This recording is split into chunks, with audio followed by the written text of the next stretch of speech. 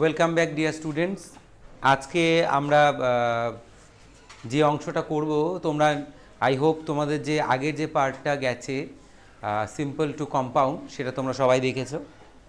আর আজকে সেই পার্টে আমি যে কটা নিয়ম করেছিলাম ধরে ধরে, তার বাকি যে অংশটা আছে আজকে সেটা শেষ করব।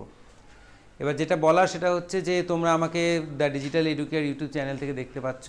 আমি তোমাদের ইংরেজি শিক্ষক শুভঙ্কর স্যার। আর বিগত দিনে যে ক্লাসগুলো আমাদের তরফ থেকে তোমাদেরকে দেওয়া হয়েছে সেগুলো হয়তো তোমাদের প্র্যাকটিস জোনগুলোতে তোমাদেরকে ভালো করে সাপোর্ট করছে। প্র্যাকটিসটা খুব ভালো করে করে যাও, ভিডিওগুলোকে বারবার দেখো, তাহলে দেখবে এটা কিন্তু একটা বড় অ্যাসেট হয়ে দাঁড়াবে তোমার কাছে। কারণ যত জিনিসগুলোকে দেখবে, যত সেটা প্র্যাকটিক্যাল ওয়েতে নিয়ে আসবে, ততই তুমি লাভবান হতে থাকবে। তো যাই হোক, কথা না বাড়িয়ে আজকের ক্লাসটা শুরু করব। আজকের ক্লাস হচ্ছে সিম্পল ইনটু কম্পাউন্ড, যেটা টাইটেল তোমরা উপরে দেখতেই পাচ্ছ, আমি লিখিয়ে রেখেছিলাম। আর যার পরবর্তী অংশগুলো আজকে তোমাদের সামনে আমি নিয়ে আসবো।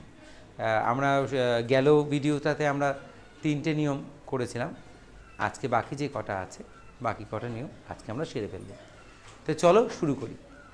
আজকে যে প্রথম নিয়মটা আমরা করতে চলেছি, সিম্পলটাকে কম্পাউন্ড করার রুল নাম্বার 4 বলবো আমরা এটাকে।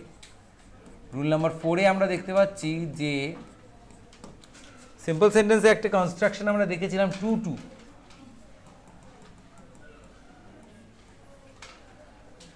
এই কনস্ট্রাকশন যখন আমরা পাই সেন্টেন্সে, সেটা সিম্পল সেন্টেন্স হয়।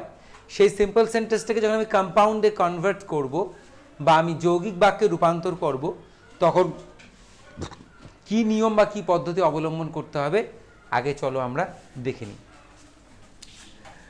প্রথমত বলছি যে লেখা আছে he is too weak to walk. He is too weak to walk. সে হয় অত্যন্ত দুর্বল হাঁটতে। এই কথাটার অর্থ আমরা জানি যে এই সরল বাক্যটার অন্তরে যে আসল অর্থটা লুকিয়ে রয়েছে, যে তার দুর্বলতার জন্য সে হাঁটতে পারে না, তাই না? যেটা আমরা নেগেটিভ সেন্টেন্স করতে গিয়ে দেখেছি, টু টুকে যখন অ্যাফার্মেটিভকে যখন আমরা নেগেটিভ করেছিলাম তখন আমরা কিন্তু দেখেছিলাম। তো এবার আজকে বিষয়টা কিন্তু আমাদের অ্যাফার্মেটিভ আর নেগেটিভ নয়, আজকে বিষয়টা হচ্ছে সিম্পলকে কম্পাউন্ড করতে হবে। এবং সেই যাত্রার পথে যখন আমি এরকম ধরনের সেন্টেন্স পাবো, যেই সেন্টেন্সগুলোকে টিচার আমাকে টু টুকে বেস করে একটা সেন্টেন্স প্রোভাইড করবে এবং তাকে আমাকে বলতে হবে কম্পাউন্ডে করার কথা, সেই ক্ষেত্রে আমাকে যে নিয়মটাকে খুব ভালো করে মাথায় রাখতে হবে সেটা তোমরা এবার দেখে নাও।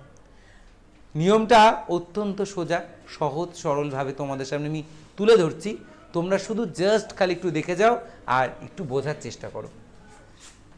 মূলত নিয়মটা হলো যে টু টু যুক্ত যখন কোনো সিম্পল সেন্টেন্স আসবে, তাহলে টু টু যুক্ত সিম্পল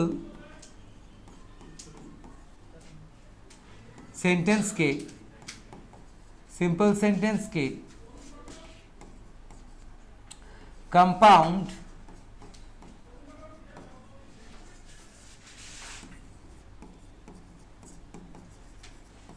সেন্টেন্সে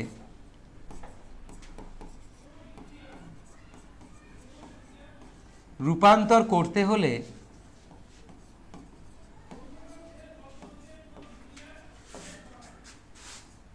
TW2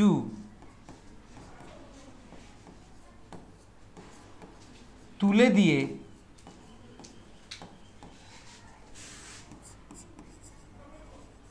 ভেরি লিখতে হয়। একদম ধরে ধরে শেখাচ্ছি তোমাদের, যাতে কোথাও তোমাদের আর সমস্যা না হয়। তাহলে যখন তুমি টু টুকে বেস করে কোনো সেন্টেন্স পাচ্ছ, তাকে তোমাকে কম্পাউন্ড করতে বলা হচ্ছে, তোমাকে কি করতে হবে, যেখানে টু টু ইউজ হয়েছে তার মধ্যে কি TW2 এটাকে তুলে দিয়ে সেখানে কি লিখতে হবে তোমাকে, সেই জায়গাটায় তোমাকে কি করতে হবে, সেইখানে তোমাকে ভেরি লিখতে হবে। কি লিখতে হবে? ভেরি লিখতে হবে। আচ্ছা, এবার কি দাঁড়াচ্ছে, ভেরি তো লিখে দিলাম, এবার প্লাস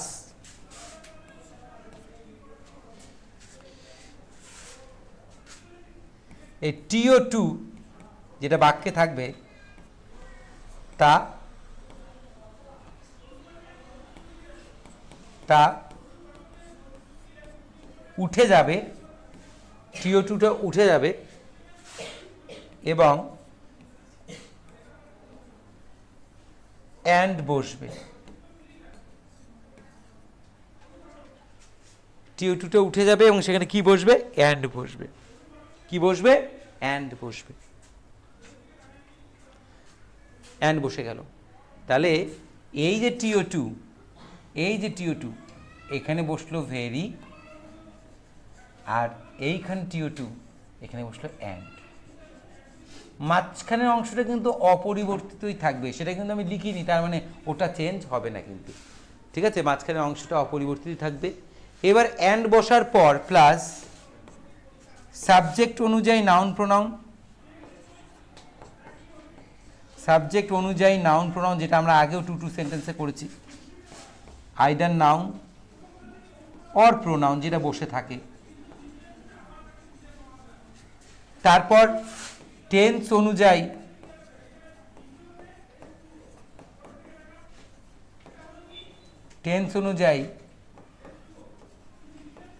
ক্যানট কিংবা কুড নট প্লাস আদার্স, বাক্যের বাকি অংশ। বাস শেষ।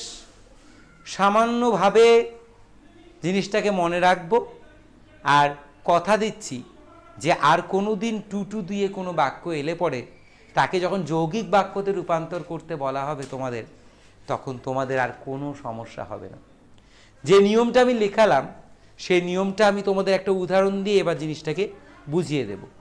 তোমরা যখন ভিডিওটা যখন দেখবে তখন এই যে নিয়মগুলো আমি লিখিয়ে দেই নিচে, একদম ভাঙিয়ে ভাঙিয়ে ধরে ধরে লিখিয়ে দেই, সেগুলো কিন্তু যাতে করে তোমরা এই বিষয়ে যথেষ্ট পারদর্শী হয়ে উঠতে পারো, তোমাদের যাতে কোথাও ভুল না হয় এবং একটা নম্বরও যাতে কাটা না যায়, সেই কথা ভেবেই কিন্তু রুলসগুলো আমি ধরে ধরে ধরে ধরে বলে দিচ্ছি। এবং তোমায় এতটুকু হলপ করে বলতে পারি যে সমগ্র ইউটিউবে যতগুলো ভিডিও গ্রামার রিলেটেড টপিক তুলে আর ধরা হয় বা বিভিন্ন টিচাররা তুলে ধরছেন, তাদের প্রচেষ্টা, তাদের দেখানোর ভঙ্গিমা সত্যিই খুব ভালো, কিন্তু এইভাবে করে কিন্তু কেউ তুলে ধরে না।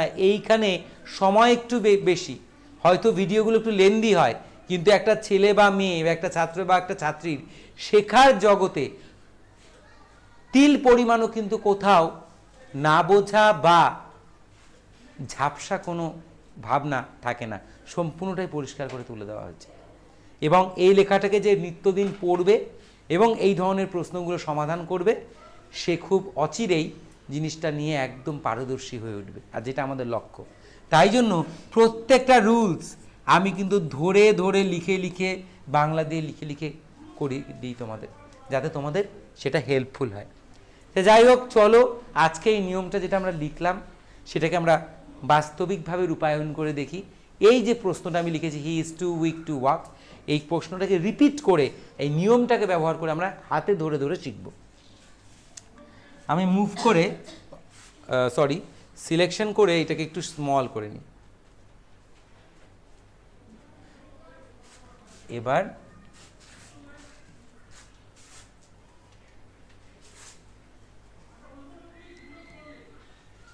এটা এখানে থেকে যাক। চলো এবার উদাহরণটা করি।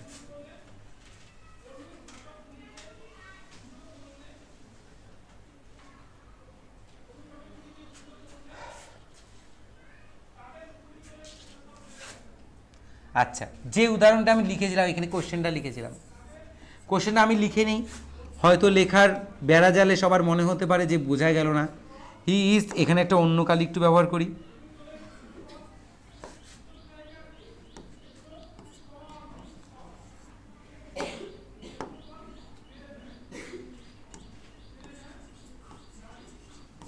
তাহলে আমাদের ভাই বোনদের বুঝতে সুবিধা হবে।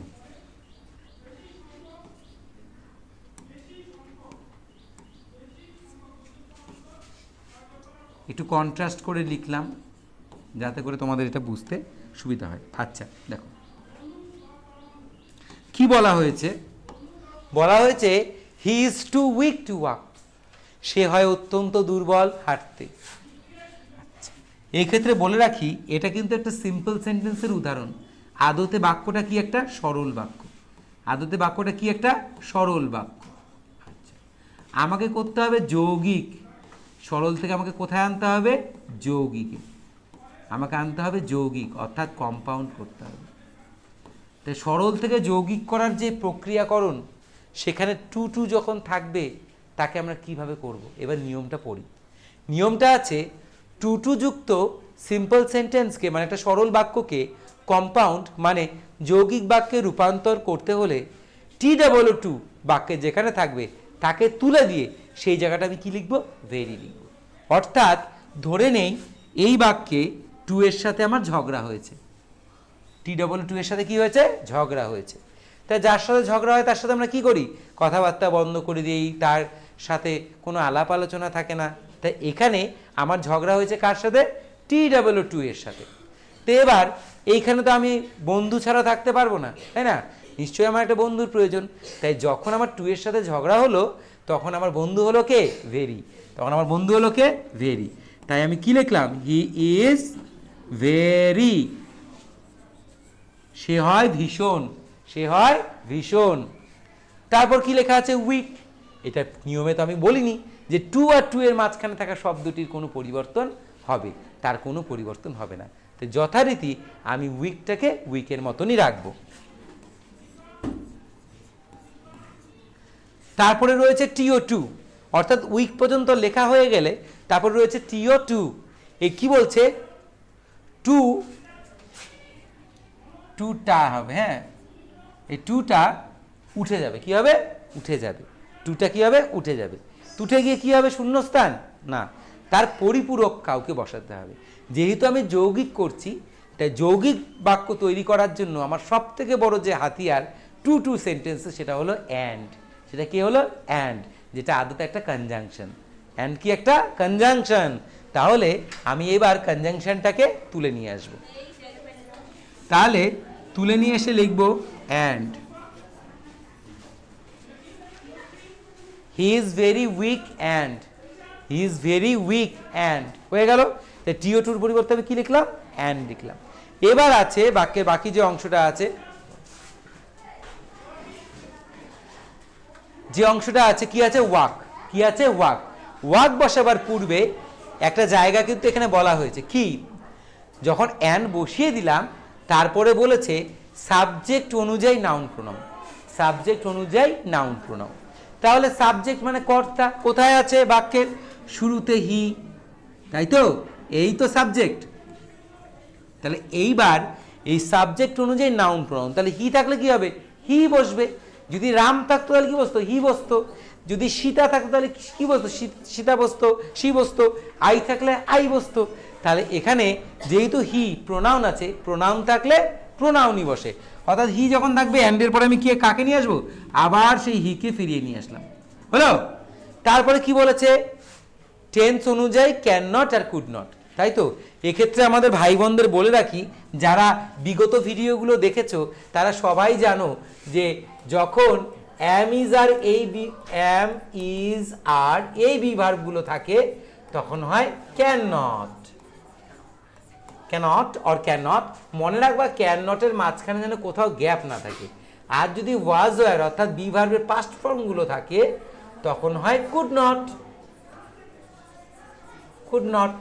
একদম সোজা, এগুলো আমরা আগেই করেছি, সিম্পল থেকে কমপ্লেক্স থেকে সিম্পল করতে গিয়ে করেছি। তাহলে এখানে আমি দেখতে পাচ্ছি কি কি ভার্ব কি আছে, ইজ আছে, তাই তো। ভার্ব কি আছে, ইজ আছে।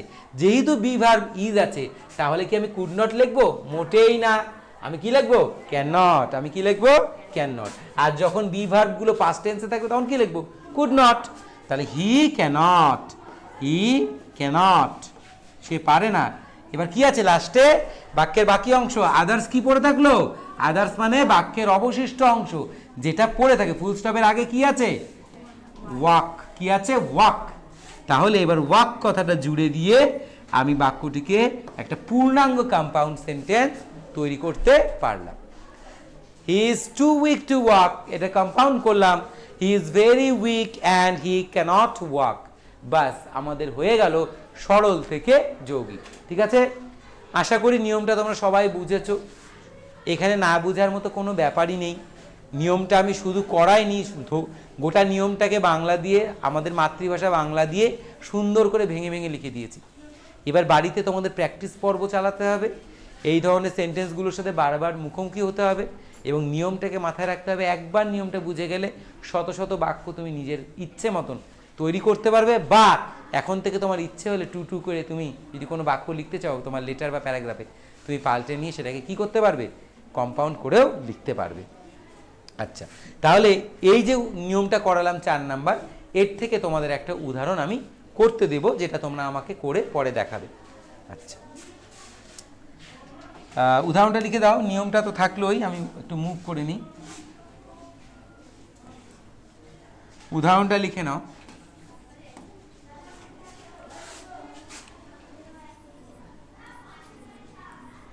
স্বামী was too uneasy. Swami was too uneasy to go to school on Monday morning. On Monday morning,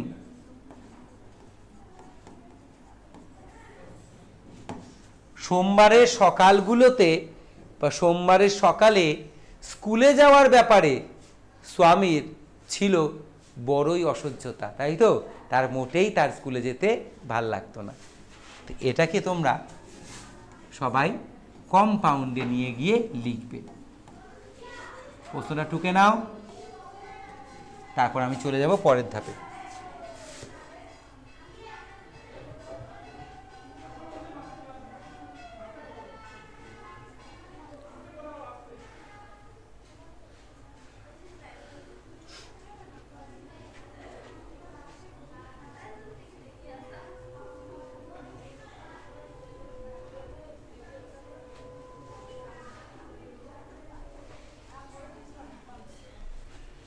আচ্ছা, তাহলে তোমাদের উদাহরণটা আশা করি লেখা হয়ে গেছে। এবার আমরা চলে যাই পরবর্তী নিয়মে, অর্থাৎ 5 নম্বর নিয়মে। 5 নম্বর নিয়মটা কিন্তু বেশ সুন্দর, মজার। সেখানে বলা হয়েছে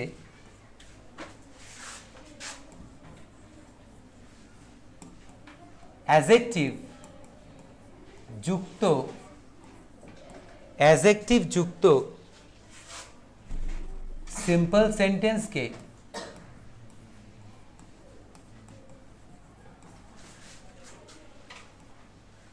সেন্টেন্সকে কম্পাউন্ড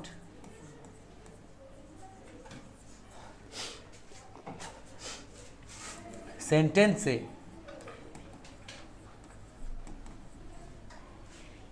পরিণত করার নিয়ম।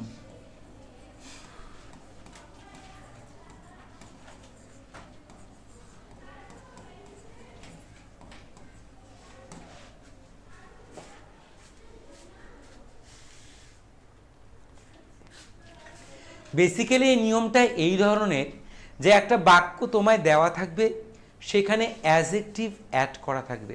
অ্যাডজেক্টিভ মানে আমরা পার্টস অফ স্পিচে পড়েছি, পার্টস অফ স্পিচের একটা অংশ যা নাউন বা প্রোনাউনের দোষ, গুণ, ভালো মন্দ, আকার, প্রকৃতি, সংখ্যা ইত্যাদি ব্যক্ত করে বা প্রকাশ করে। অ্যাডজেক্টিভকে বলা হয় বিশেষ্যের বিশেষণ, অর্থাৎ সাবজেক্ট তার কেমন আকৃতি, কেমন দেখতে, লম্বা, খাটো, সংখ্যা, পরিমাণ ইত্যাদি আমরা ব্যক্ত করি কাকে ব্যবহার করে? অ্যাডজেক্টিভকে ব্যবহার করে। তাহলে সেই অ্যাডজেক্টিভকে ব্যবহার করে যখন আমরা কোনো একটা সেন্টেন্স পাবো, সরল বাক্য, তাকে কম্পাউন্ড কি করে করব? ব্যাপারটা অত্যন্ত সোজা। এখানে নিয়ম কিছুই নেই, খালি সেন্টেন্সটাকে বুঝে তার একটা এক্সটেনশন পার্ট লিখতে হবে। নিয়মটাকে বুঝে মানে সেন্টেন্সটাকে বুঝে তার একটা এক্সটেনশন পার্ট লিখতে হবে। যেমন একটা উদাহরণ লিখে নাও। হি BOUGHT bought a big fish. He bought a big fish. ভালো করে বুঝো কিন্তু সবাই। He bought a big fish. He bought a big fish. সে কিনেছিল একটি বড় মাছ। তাই দেখো এইখানে কোন শব্দটা এমন আছে বলো তো, যে নাউন বা প্রোনাউন সম্পর্কে তোমাকে বাড়তি অর্থ দিচ্ছে? সেটা হলো বিগ কথাটা। অ্যাডজেক্টিভটা কোথায় আছে? বিগ। অ্যাডজেক্টিভ কোথায় আছে? এখানে আছে, বিগ। এটা কার কথা বলছে? কাকে বুঝিয়ে দিচ্ছে? যে ফিশ, এই যে নাউন। এই যে মাছটা কেমন ছিল তা কোথা থেকে জানতে পারছি আমরা? বিগ শব্দটা। তাহলে এইবার কি করবে? এই ধরনের সেন্টেন্স যখন তুমি পাবে, তুমি চট করে এই অ্যাডজেক্টিভটাকে মনে মনে ঢেকে নেবে। ঢেকে নিয়ে যদি বলো তাহলে কি হবে? হি বট এ ফিশ। সে একটা কি কিনেছিল? মাছ কিনেছিল। আগে এটা লিখে নিবে। হি বট এ ফিশ। সে কি কিনেছিল? একটা মাছ কিনেছিল। এবার তোমাকে কি করতে বলেছে? কম্পাউন্ড। কি করতে বলেছে? কম্পাউন্ড। এবার তুমি বুঝতে পারলে তো? এখানে অ্যাডজেক্টিভ যেগুলো থাকবে সেগুলোকে ঢেকে নিয়ে সেটাকে বাদ দিয়ে লিখবে। কি হলো? হি বট আ ফিশ। এবার কি করব? কম্পাউন্ড করব। কি যুক্ত করব? অ্যান্ড যুক্ত করব। কি করব? অ্যান্ড যুক্ত করব। আচ্ছা, এবারে বাক্যে আমরা কি বাদ দিয়ে দিচ্ছি বলো তো? বিগ কথাটা। বিগটা কে ছিল? বিগটা অ্যাডজেক্টিভ ছিল। কার জন্য ব্যবহার হয়েছিল? ফিশটার জন্য ব্যবহার হয়েছিল। কার জন্য ব্যবহার হয়েছিল? ফিশটা। তাহলে মাছটা যে বড় সেটা আমরা কোন শব্দটা দিয়ে বুঝলাম? এই বিগ শব্দটা দিয়ে, তাই তো? আচ্ছা, এটাকে যদি আমরা ভাঙিয়ে লিখি তাহলে কি লিখবো? He bought a fish and it was big. It was big. বুঝতে পারলো তো? তাহলে তখন তোমাকে কি করতে হবে? তখন তোমাকে যে অ্যাডজেক্টিভটা পড়ে থাকলো সেটা দিয়ে একটা বাক্য রচনা করতে হবে। সেটা দিয়ে কি করতে হবে? একটা বাক্য রচনা করবে। বাক্য রচনার ব্যাপারটা কেমন করে আসবে? যার সম্বন্ধে অ্যাডজেক্টিভটা কথা বলেছে সেটা দেখতে হবে ইতর শ্রেণীর প্রাণী, বা মানে উন্নত শ্রেণীর প্রাণী না নিম্ন শ্রেণীর প্রাণী। তাই মাছ, এটাকে আমরা কী দিয়ে ব্যবহার করতে পারি? ইট দিয়ে ব্যবহার করতে পারি। এবং মাছটা কি ছিল? প্রশ্ন যদি করি মুখে উত্তরটা আসলো, কিন্তু কী ছিল? বড় ছিল। তারপরে ছিল কথাটা ব্যবহার করবো। কেন ছিল কথাটা ব্যবহার করলাম? যেহেতু আগের টেন্সটা কি আছে? পাস্ট টেন্স আছে। যদি প্রেজেন্ট থাকতো তাহলে কি করতাম? ইজ করতাম। প্রেজেন্ট থাকলে কি করতাম? ইজ করতাম। এক সেকেন্ড। প্রেজেন্ট থাকলে কি করতাম? ইজ করতাম। বাস, তারপর যে অ্যাডজেক্টিভটা ছিল ওটা কি করলাম? শেষে বসিয়ে দিলাম। তাহলে he bought a fish and it was big. হয়ে গেল সোজা। এবার একটা ওইরকম উদাহরণ করতে দিই আগে, তারপর একটা উদাহরণ করতে দিই। লিখলাম আই হ্যাভ এ বিউটিফুল। সবগুলো দেখলে অ্যাডজেক্টিভ থাকবে। এটাই আমাদের root word, pen. I have a beautiful pen. আমার আছে একটি কি সুন্দর কলম। তাহলে এখানে রুট ওয়ার্ড কোনটা? এটা আমাদের রুট ওয়ার্ড। তাহলে এইটাকে বাদ দিয়ে সেন্টেন্সটা লিখো। এটাকে বাদ দিয়ে সেন্টেন্সটা লিখো। কি হবে? I have a pen. I have a pen. I have a pen. আচ্ছা, এবার কি যুক্ত করব? অ্যান্ড। কি যুক্ত করব? অ্যান্ড। এবার পেনের কি প্রাণ আছে? কি লিখতে পারি? হুইচ লিখতে পারি, বা ইট লিখতে পারি, তাই তো? বা দ্যাট লিখতে পারি, যেটা খুশি। তো অ্যান্ডের পরে কি লিখবো?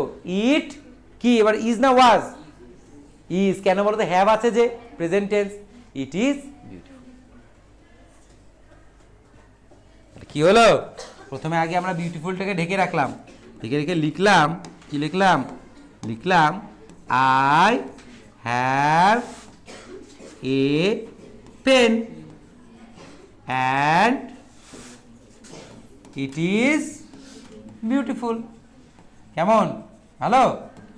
আচ্ছা, বাস এই হয়ে গেল আমাদের সিম্পল থেকে কম্পাউন্ড। তাই দেখো তো অ্যাডজেক্টিভ যুক্ত যখন বাক্য থাকবে তখন কিন্তু আমাদেরকে এইভাবে লিখতে হবে, ঠিক আছে? একটা উদাহরণ তোমাদের জন্য এবার থাকলো। আচ্ছা, লিখলাম আই স সরি পার্টিসিপল দিয়ে দিব এবার। I saw a crying, CRYING, crying baby. একটা করে দিই তাহলে ভালো হবে।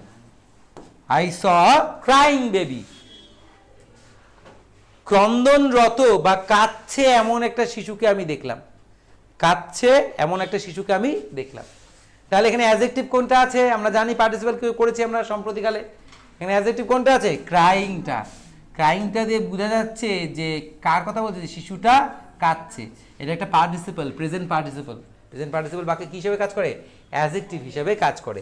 তাহলে আমি প্রথমে আগে এটা লিখে নিব কি, আই স, একই formula, I saw a baby, BABY, baby, আমি একটা শিশুকে বা বাচ্চাকে দেখলাম। অ্যান্ড দেখো, বাচ্চাটা তো ছেলে, বাচ্চা তো কি ছেলে বা মেয়ে যেটাই খুশি হতে পারে, তাই চাইলে তুমি সিও লিখতে পারো, চাইলে তুমি হিও লিখতে পারো। এবার কি করব, দেখো এখানে স অতীতকাল আছে না, তাই কি লিখবো, সি, তাই তো? এবার কি আছে, অতীতকাল আছে, অতীতকাল হলে কি করতে হয়, ওয়াজ ওয়ার বার করতে হয়।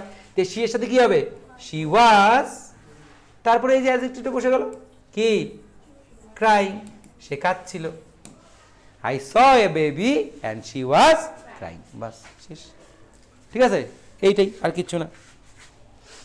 তাহলে এইবার তোমাদেরকে একটা উদাহরণ আমি দিয়ে দিই, যেটা তোমরা আমায় করে কিন্তু অবশ্যই পাঠাবে। উদাহরণটা হলো, I saw A broken glass, আমি একটি ভাঙা গ্লাসকে দেখলাম। গ্লাস, একটু বাক্যটা করে বড় করে দিই, গ্লাস অন দ্য ফ্লোর, মেঝের ওপরে আমি একটি ভাঙা গ্লাস দেখেছিলাম।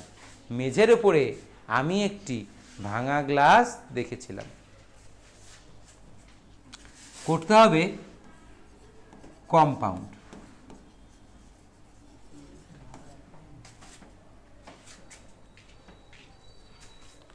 করতে হবে কম্পাউন্ড।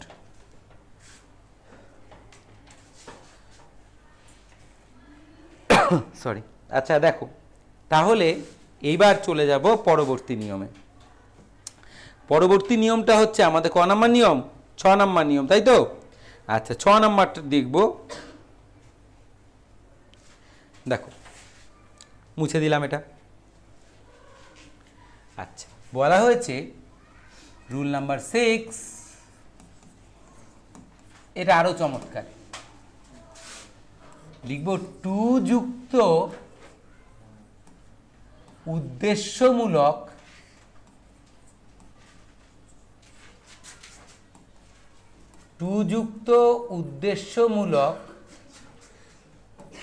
সিম্পল সেন্টেন্সকে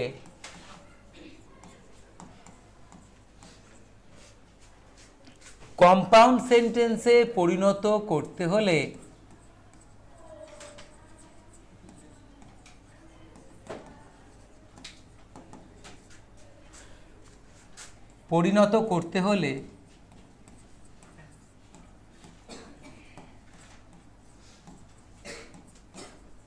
আচ্ছা, তা কি বলছে, টু যুক্ত উদ্দেশ্যমূলক সিম্পল সেন্টেন্সকে কমপ্লেক্স সেন্টেন্সে পরিণত করতে হলে কি করতে হবে?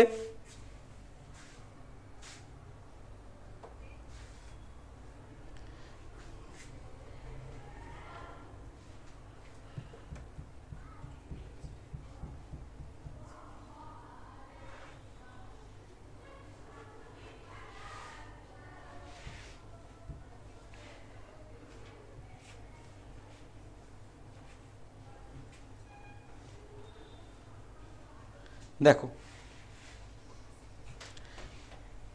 কিভাবে করতে হবে, ব্যাপারটা অত্যন্ত সোজা, কোনো কঠিনই নেই। খালি সেন্টেন্সটাকে বুঝবো, বুঝে নিয়ে তারপর করব। একটা সেন্টেন্স আগে লিখে নিই, হি GOES, goes to library. He goes to library.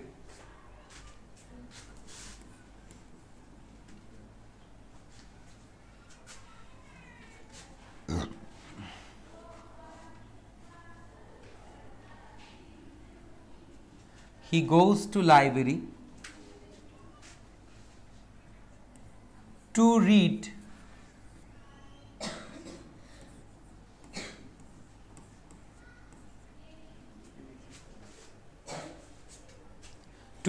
books.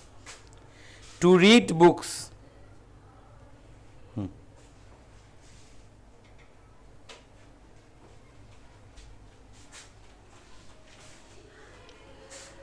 He goes to library to read books.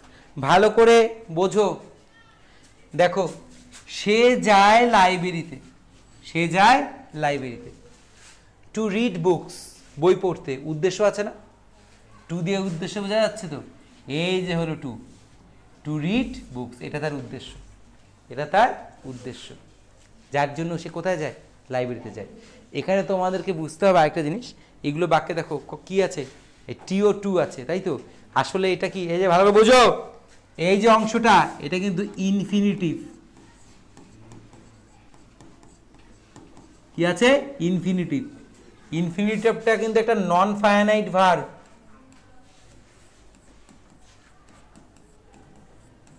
মানে অসমাপিকা ক্রিয়া। পৃথিবীতে অসমাপিকা ক্রিয়ার সংখ্যা 3টি। একটা হলো কি, পার্টিসিপল, একটা জেরান্ড, একটা হচ্ছে infinitive.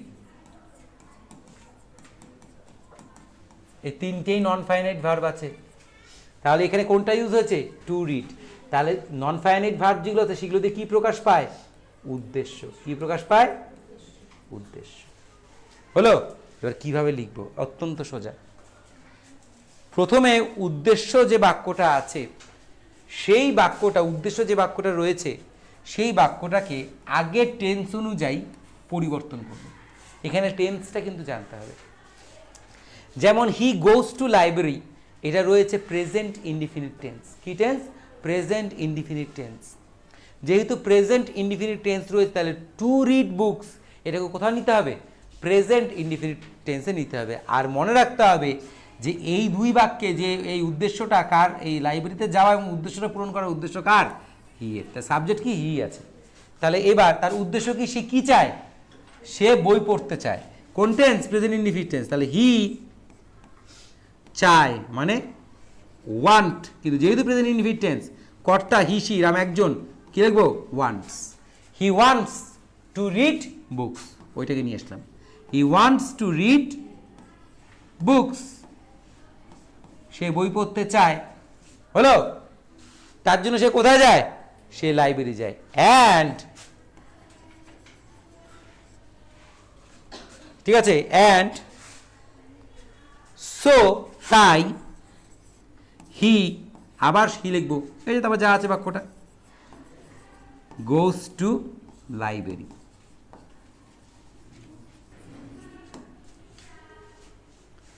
He wants to read books and so he goes to library.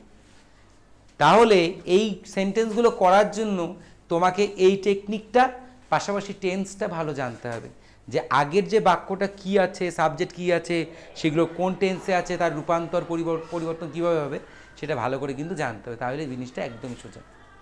ঠিক আছে, তো এবার একটা এরকম করতে দেই, প্র্যাকটিসটা করতে হবে। লিখে দিলাম,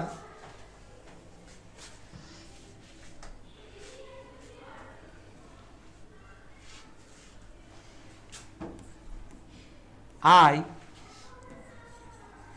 go to field field regularly. আমি যাই মাঠে নিয়মিতভাবে। To play cricket. কি খেলতে? ক্রিকেট খেলতে। আমি যাই মাঠে নিয়মিতভাবে খেলতে, কি? ক্রিকেট। তাহলে দেখো এখানে কি প্রকাশ পাচ্ছে? উদ্দেশ্য প্রকাশ পাচ্ছে। কোথায়? এই যে টু প্লে ক্রিকেট। টু প্লেটা কি? ইনফিনিটিভ। টু প্লেটা কি? ইনফিনিটিভ। আর কে খেলতে যেতে চায়? আমি। কে মাঠে যায়? আমি। তাহলে আমি কি চাই? খেলতে যেতে চাই। তাহলে উদ্দেশ্যমূলক বাক্যটাকে কি করতে হবে? লেখার জন্য তাকে প্রথমে নিয়ে আসতে হবে। কি লিখবো? আমি চাই, আই ওয়ান্ট। এটা কোন টেন্স আছে? Present indefinite tense. সাবজেক্টের পরে ভার্বের বেস ফর্ম কোন tense? Present indefinite tense. Simple sentence অর্থাৎ সরল অর্থে। I want to play cricket, I want to play cricket, and so I go to field regularly. I go to field regularly.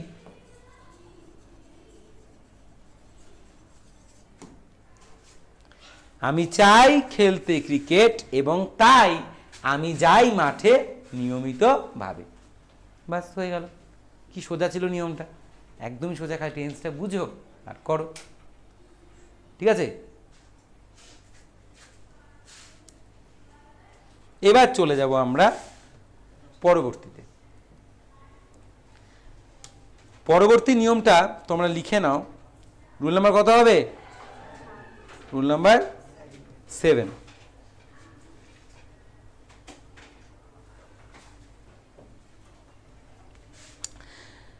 Rule number 7টা লিখে নাও।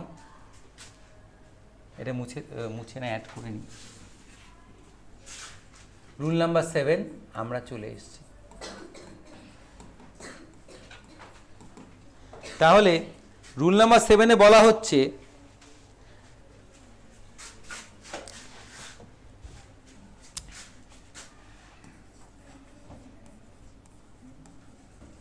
suddenly, surely, truly, truly, certainly, certainly, surprisingly,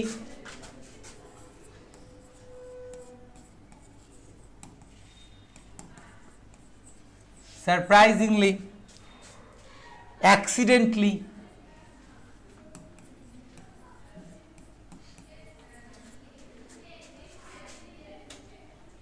এগুলো কি লিখলাম বলতো? Adverb. এগুলো কি লিখলাম? Adverb. হঠাৎ করে, নিশ্চিতভাবে, সত্যি সত্যি, ঠিক আছে, আকস্মিকভাবে, চমকিতভাবে, দুর্ঘটনাবশত, ঠিক আছে তো? এগুলো সব কি? অ্যাডভার্ব। এলওয়াই থাকলে কি হবে? ACCIDENT।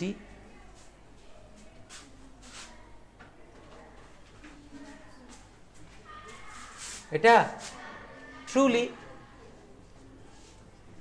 বুঝতে পারছিস না? এই যে truly. Suddenly, surely, truly, certainly, surprisingly, accidentally.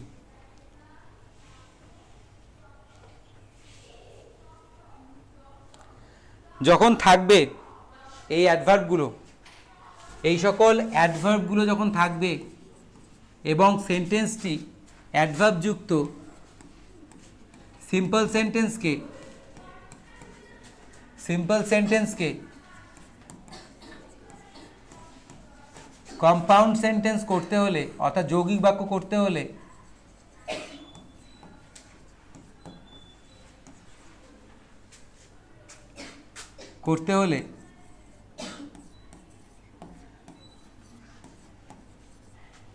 Suddenly, surely, truly, certainly, surprisingly, accidentally, এই সকল অ্যাডভার্ব যুক্ত সিম্পল সেন্টেন্সগুলোকে কম্পাউন্ড সেন্টেন্স করতে গেলে কিভাবে করতে হবে চলো এবার আমরা দেখে নিই। আচ্ছা, একটা কোশ্চেন লিখে নিই। প্রথমে লিখব ট্রুলি, সত্যি সত্যি ভাবে, হি will help me. সত্যি সত্যি ভাবে সে আমায় সাহায্য করবে। এখানে অ্যাডভার্বটা কোথায় আছে? ট্রুলি, তাই তো। এবার আমাকে করতে বলছে কি? কম্পাউন্ড। কিছুক্ষণ আগে একটা করেছিলাম না অ্যাডজেক্টিভ যুক্ত, ঠিক অ্যাডভার্বটাও তাই করতে হবে, অ্যাডভার্বটাও তাই করতে হবে। আমরা অ্যাডভার্বগুলোকে হাতে রাখবো, হাতে রেখে যেই সেন্টেন্সটা আছে, প্রিন্সিপাল ক্লজ যেটা আছে, কি আছে? হি উইল হেল্প মি, ঠিক আছে, মূল বাক্য, সেই অংশটা আগে বাক্যের মধ্যে লিখে নিব। তা লিখে নিই, লিখব হি উইল হেল্প মি, ঠিক আছে। তারপরে যুক্ত করব কি? অ্যান্ড। আচ্ছা, সে যে আমায় সাহায্য করবে এটা সত্য না মিথ্যা? সত্য, তাই তো। লিখবো তাহলে এখানে কোন জিনিসটা সে আমায় করবে? সাহায্য। সাহায্যের কি কোনো প্রাণ আছে? আর সাহায্য যে করবে সেটাই তো সত্য। তাহলে মেন ব্যাপারে যে হেল্প, যেটা আমাদের ভার্ব, সেটাই কিন্তু সে আমাকে করবে, সেটা কিন্তু সত্যি। তাহলে হেল্প এর কি কোনো প্রাণ আছে? কি লিখবো? And it is true, it is true, এটাই সত্য। He will help me and it is true, সে আমায় সাহায্য করবে এবং এটা সত্যি। হয়ে গেল। এরকম করে যতগুলো থাকবে সবগুলোকে এইভাবেই ভাঙিয়ে লিখতে হবে। আর মনে রাখবা এই জিনিসগুলো কোনো নিষ্প্রাণ বস্তুর ক্ষেত্রেই ব্যবহার হবে। হঠাৎ করে কোনো ঘটনাই ঘটে, ঘটনার কোনো প্রাণ থাকে না, সত্যি সত্যি করে কোনো কথাই বলা হয়, ঠিক আছে তো। তার জন্য তুমি এইটুকুনি শিওর থাকো সবগুলো তোমাকে ইট দিয়েই শুরু করতে হবে। এটা কিন্তু কোথাও লেখা নেই, কিন্তু নিজেকে বুঝতে হবে যে অ্যাক্সিডেন্টলি কি ঘটে, কোনো একটা ঘটনাই ঘটে, ঠিক আছে। যেমন একটা উদাহরণ, accidentally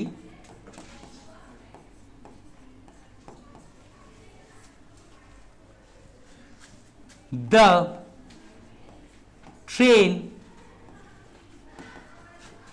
train was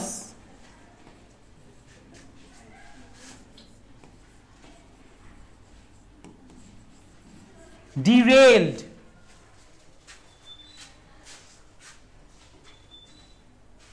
accidentally the train was derailed দুর্ঘটনাবশতভাবে ট্রেনটি লাইনচ্যুত হয়ে পড়েছিল। ট্রেনটা কি হয়ে পড়েছিল? লাইনচ্যুত হয়ে পড়েছিল। সেটা কি একটা ঘটনা না?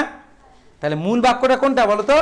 The train was ডিরেইলড, the train was ডিরেইলড, train গাড়িটি লাইনচ্যুত হয়েছিল। কোন টেন্স?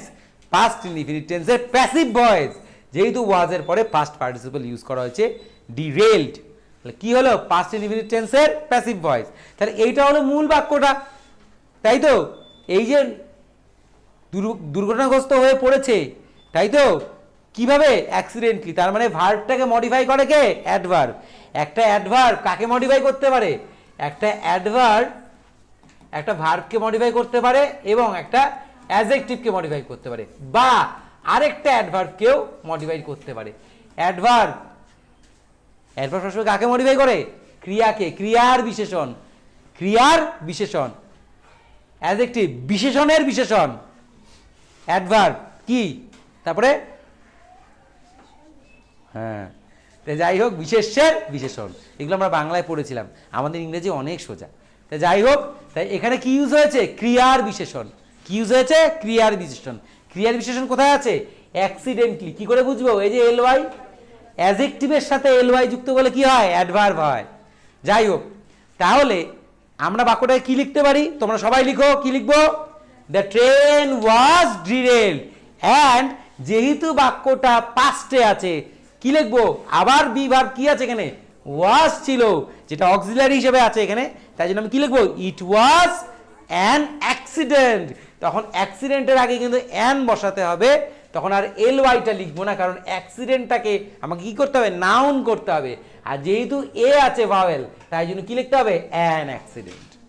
বাস হয়ে গেল। The train was ডিরেইলড and it was an accident.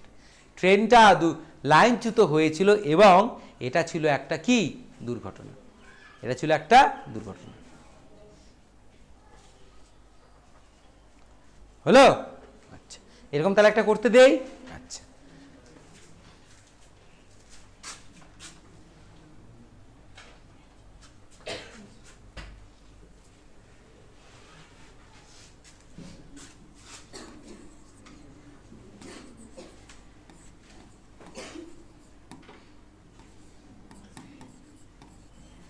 Surprisingly, আশ্চর্যচকিতভাবে, the last boy of our class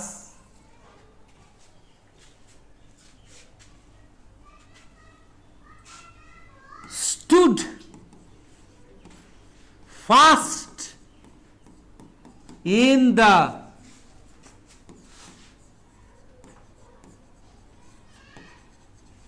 মাধ্যমিক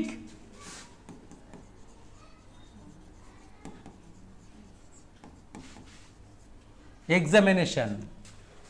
আশ্চর্যচকিতভাবে আমাদের শ্রেণীর শেষ ছেলেটি, মানে একেবারে পিছনের বেঞ্চে বসে থাকা ছেলেটি, ঠিক আছে, লাস্ট বয়, সে এবার প্রথম হয়ে দাঁড়ালো। কি দাঁড়ালো? প্রথম হয়ে দাঁড়ালো। Surprisingly the last boy of our class stood first in the Madhyamik examination. আশ্চর্যচকিতভাবে। তা ঘটনাটা কি হয়েছে বলো তো? ফার্স্ট হয়েছে। কি হয়েছে? ফার্স্ট হয়েছে। তা মূল বাক্যটা কোথায়? The last boy of our class stood first in the Madhyamik examination and কি হবে? It was a surprise. It was a surprise. এটাই ছিল একটা আশ্চর্যের বিষয়, তাই না?